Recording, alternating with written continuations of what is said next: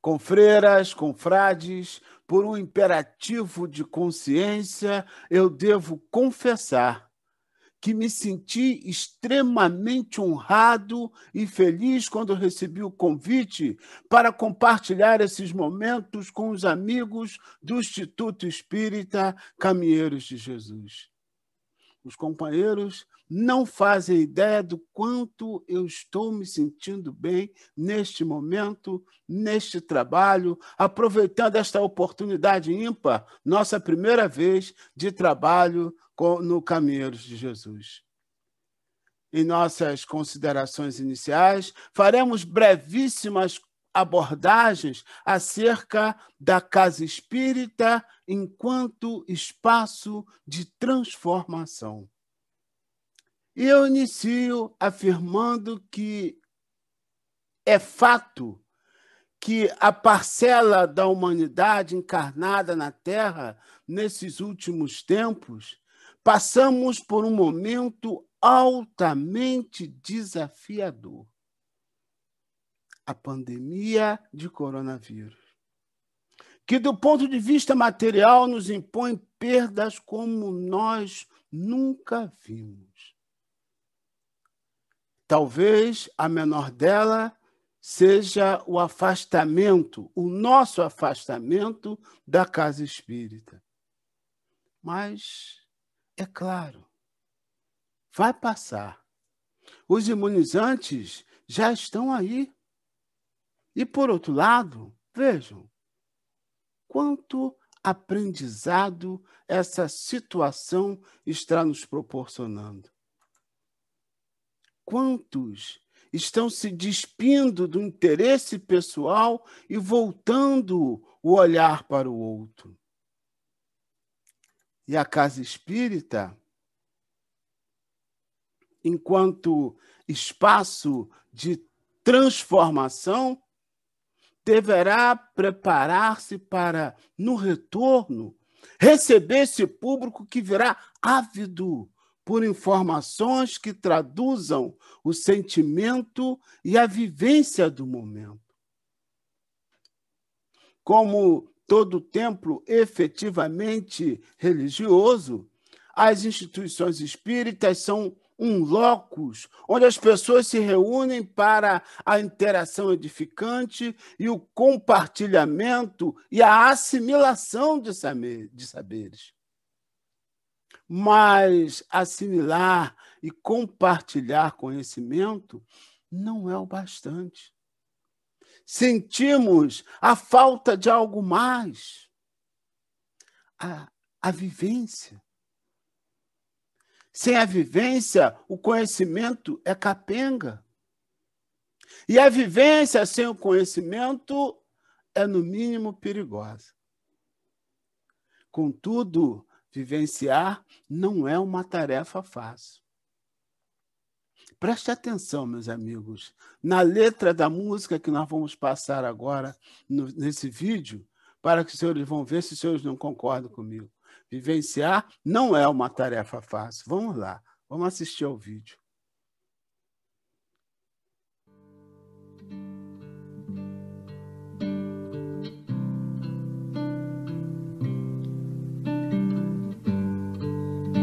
Senhor, em seu nome, Senhor, em seu nome, eu falava às pessoas, jogava sementes, plantava e colhia paz.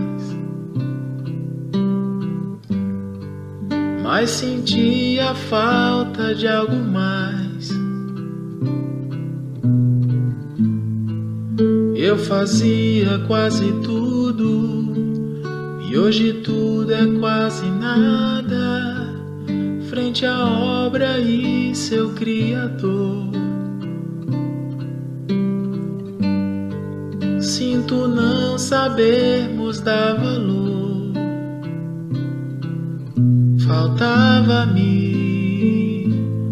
mudar.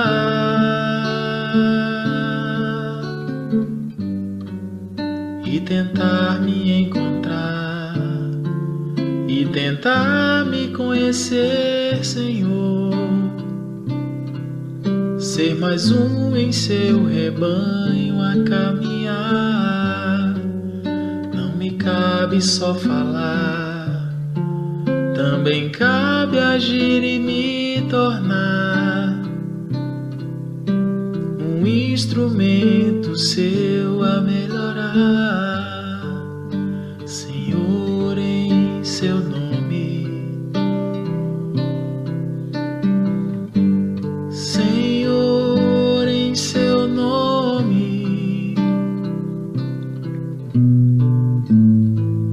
Eu fazia muitos planos, mas os anos seguem em frente e nos fazem ver quem somos.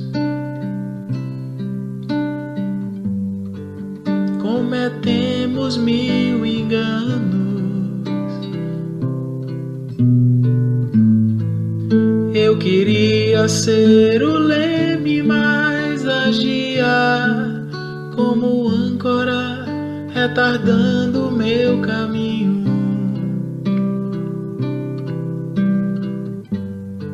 Sou o meu próprio espinho. Faltava-me mudar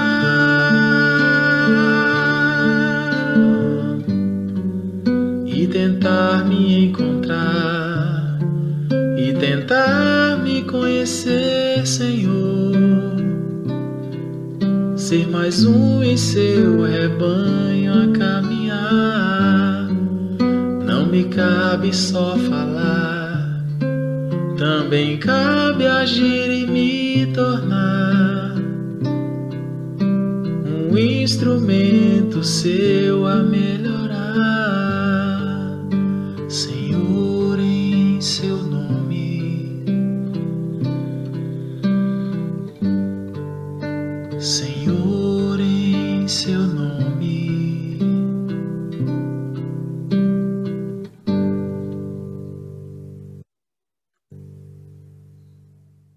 Não nos cabe só falar, né? Também cabe agir e nos tornar um instrumento a melhorar. Falta-nos mudar, não é o que nos diz a canção? Falta-nos mudar. E esse mudar é exatamente a vivência que nos falta. Plantava a semente, colhia a paz, mas sentia falta de algo mais. É essa mudança, é essa transformação que só vem com a vivência. Vivenciar realmente não é uma tarefa fácil. Vivenciar requer, antes de tudo, a sedimentação do conhecimento. E a sedimentação do conhecimento, no nosso caso, nos impõe um árduo processo de assimilação. E como nós estamos falando de processo de assimilação, nós lembramos que assimilação é a incorporação de informações, ou seja, é a nossa capacidade de nos apropriarmos de novos dados, de novos conteúdos. E se levarmos em conta que o Espiritismo é um roteiro para as nossas vidas, o Centro Espírita é, de fato, um espaço interessante para pormos em prática esse roteiro. Mas é muito relevante eu informar para todos que, nada obstante, seja um espaço interessante para esse fim, ele não é o principal espaço. Ele não é o espaço mais importante. E nós vamos falar disso mais adiante. Por enquanto, relevo a informar aos confrades e às confreiras que nós abordaremos o nosso tema, o processo de assimilação da doutrina espírita, em brevíssimas considerações que faremos sobre 3 pontos. O primeiro, quando o espírita entra para a doutrina espírita. No segundo, quando a doutrina espírita entra no espírita. E no terceiro, nós vamos ver quando a doutrina espírita flui, quando a doutrina espírita sai do espírita. Convém que se diga, no entanto, que a nossa proposta não é trazer aqui para nós uma receita de bolo, né? Afinal de contas, nós somos individualidades. Logo, não há uma receita pronta para cada um de nós. A nossa proposta será nos conduzir a reflexões, né? Quando nós estudamos as bem-aventuranças, percebemos que Jesus deixa bastante claro no Monte das Oliveiras o que ele espera de nós para que nos tornemos bem-aventurados. Então, nós sabemos o que precisamos assimilar. E aquilo que nós assimilamos é o que podemos dar. Não é? Ninguém pode oferecer o que não tem.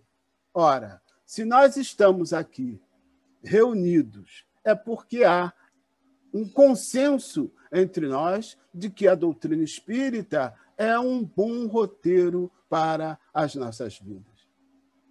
Então, será o conjunto de princípios que a doutrina espírita encerra que deverá fluir de nós, né? Importa saber como, onde e em que circunstâncias. Entramos na doutrina espírita de diversas maneiras. A leitura de um bom livro com conteúdo espírita, o convite de um amigo. Muitos vêm para a doutrina pela dor, poucos vêm para a doutrina pelo amor, alguns vêm por conta da mediunidade, outros por curiosidade. Eu, por exemplo, possuía lá atrás uma ideia altamente equivocada do espiritismo. E foi observando o comportamento de uma pessoa que se tornou meu amigo que eu pude perceber, vamos dizer assim, de certa forma, a doutrina saía dele. E foi exatamente por admiração à conduta, à postura que ele envergava, que eu, certa vez, ou até mais de uma vez, eu perguntei para ele de onde vinha aquele conhecimento, de onde vinha aquela bagagem que ele passava para mim. Eu passava naquele momento por uns momentos difíceis. Então, ele sempre tinha a palavra certa, ele sempre trazia para mim uma boa fala, um consolo. E eu algumas vezes perguntei a ele de onde vinha, aonde ele teria ou tinha adquirido aquele conhecimento, aquilo que ele passava para mim. E ele, uma das vezes que eu perguntei, ele me redarguiu questionando: você quer mesmo saber? Como ele tinha se tornado meu amigo, eu respondi também com firmeza: claro, se eu estou te perguntando, é porque eu quero saber. Aí ele falou assim: então eu vou te dar um livro de presente. Você vai ler? Eu falei: certamente. E aí, passado aí uns 2, 3 dias, ele trouxe para mim o Evangelho segundo o Espiritismo. Eu rapidamente iniciei a leitura e tive, como todos que são leigos na doutrina, eu tive muita dificuldade no início da leitura. Dava o soninho que dá em todo mundo, aquela dificuldade grande para vencer a introdução, era um linguajar todo novo. Vencer a introdução foi muito difícil, mas ele estava sempre ali me incentivando, querendo saber em que parte do livro eu estava, como é que estava a minha compreensão. E eu achei aquilo interessantíssimo. Quando eu cheguei lá pelo 3º, 4º capítulo do Evangelho segundo o Espiritismo, eu quis saber, eu tive um ímpeto, né, de procurar uma casa espírita. Achei o Damasco. Fui para lá e nunca mais saí.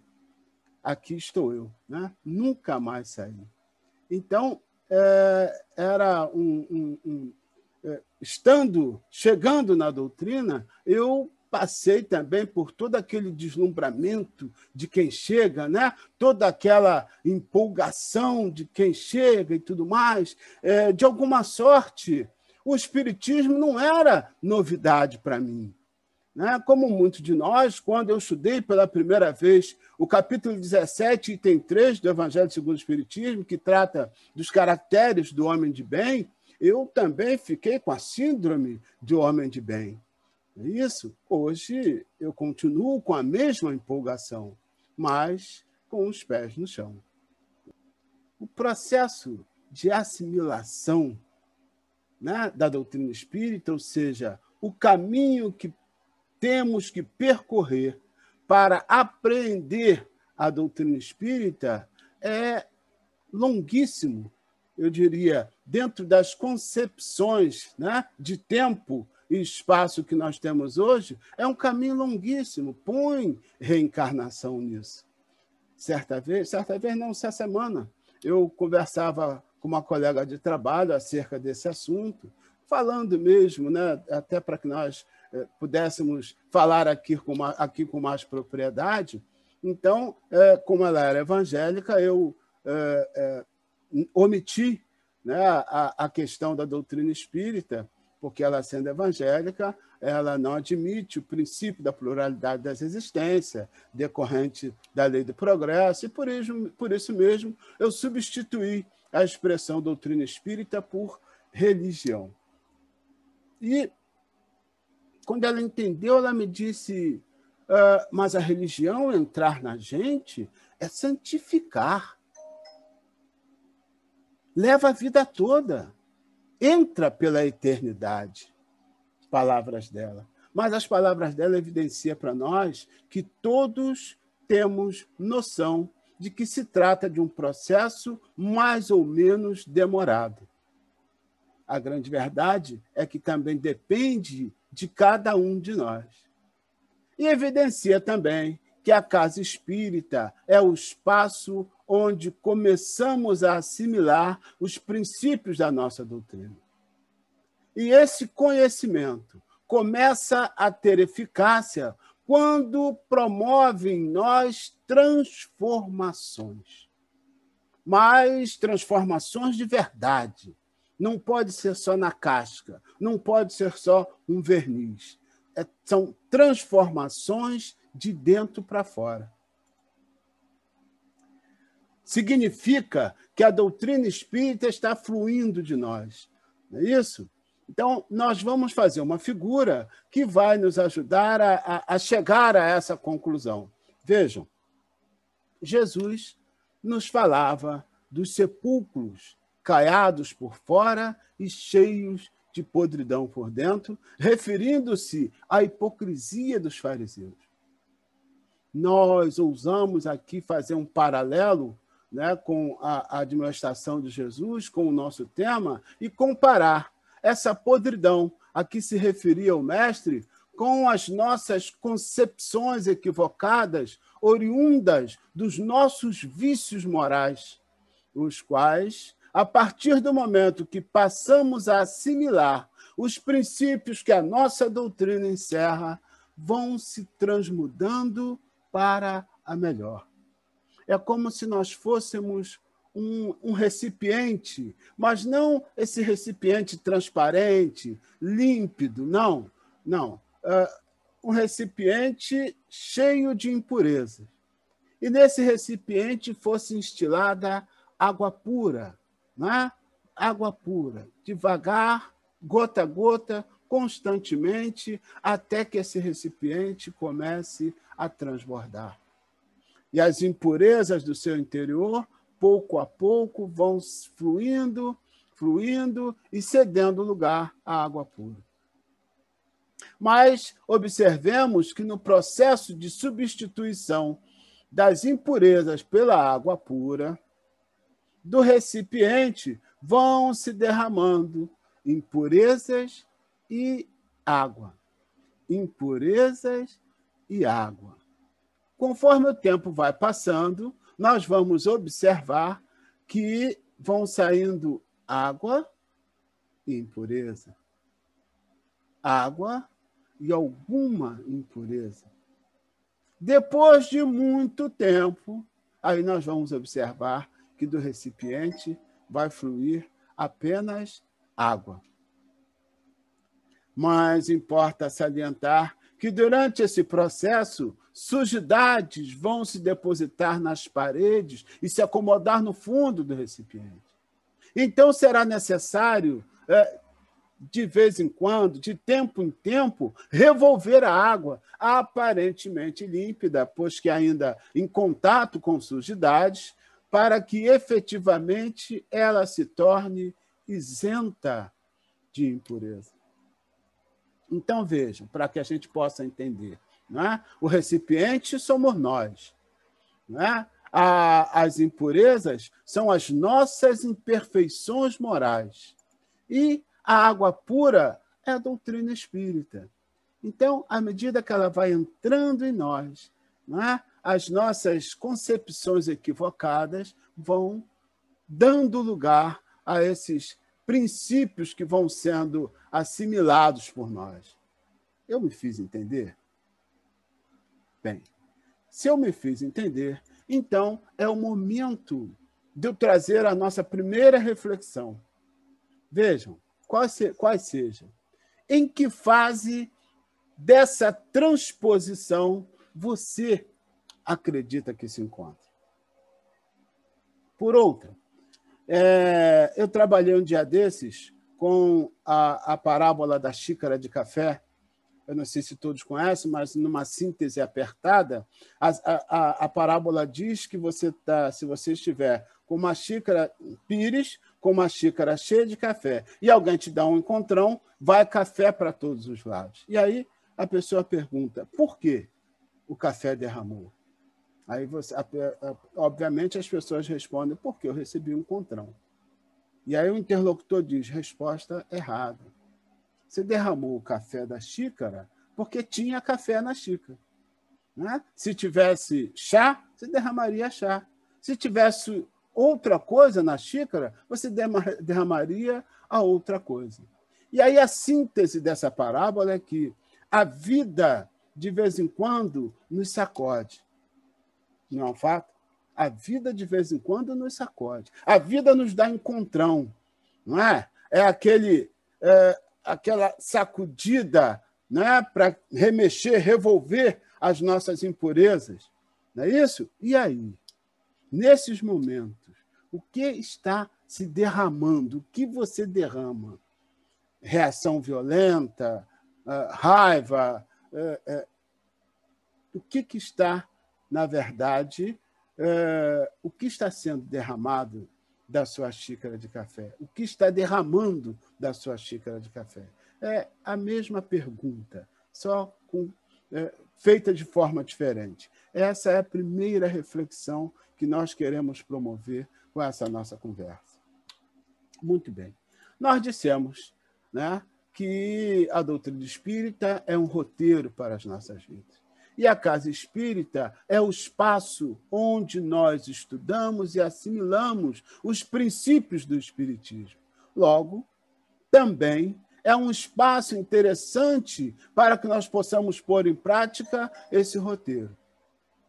Mas nós afirmamos, contudo, que lá não é o principal espaço para a vivência desse roteiro. E onde seria? Nós falamos. Onde seria?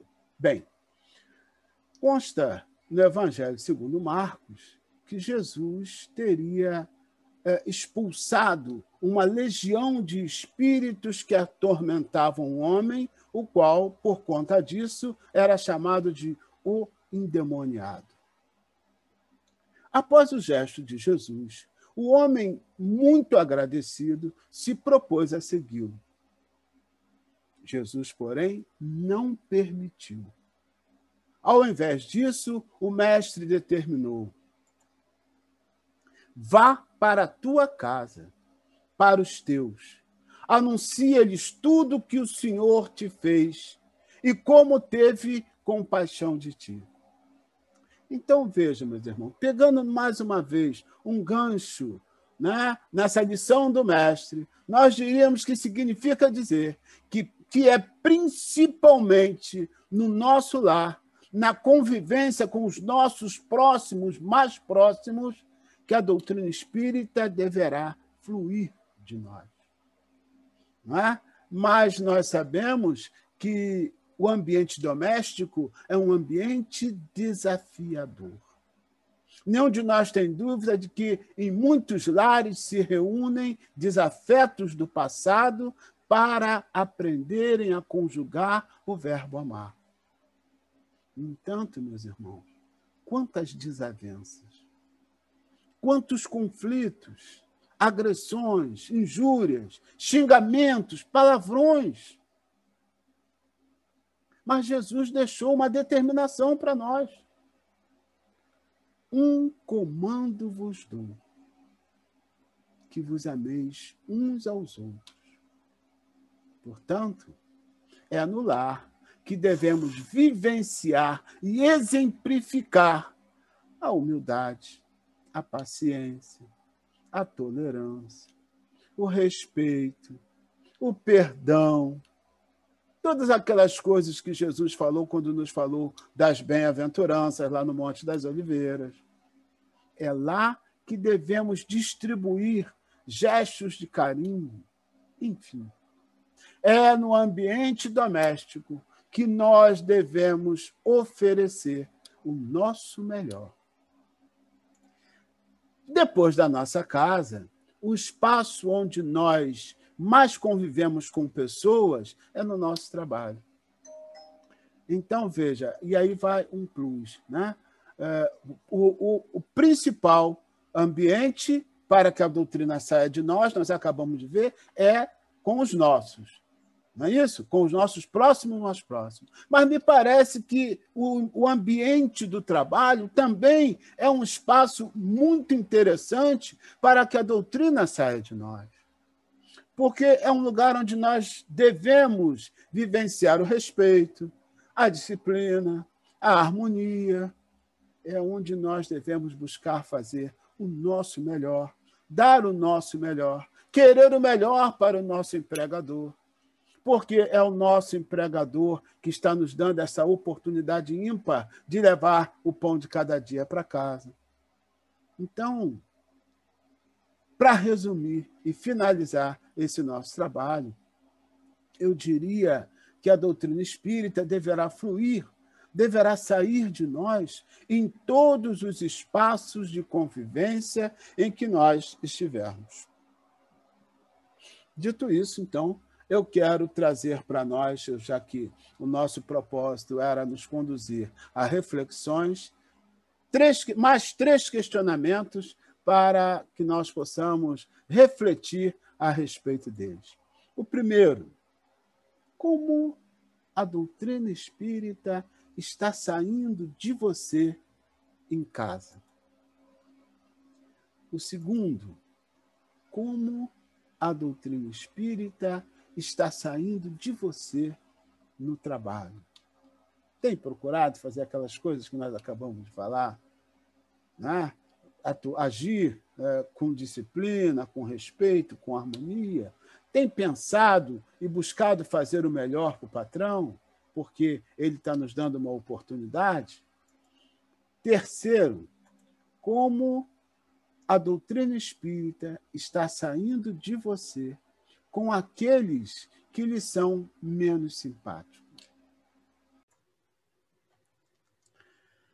Então, meus irmãos, com o coração transbordando de gratidão pela grandiosa oportunidade de trabalho que nos ofereceu a direção do Instituto Espírita Caminheiros de Jesus, na pessoa do confrade Ricardo Gomes, nós esperamos que possamos ter deixado uma modesta contribuição, capaz de provocar alguma reflexão, que leve os companheiros a estender esse nosso singelo trabalho com ponderações profícuas, de modo a extrair as melhores conclusões, tendo sempre em vista que a casa espírita é um espaço de transformação. Muitíssimo obrigado a todos e que Papai do Céu nos abençoe.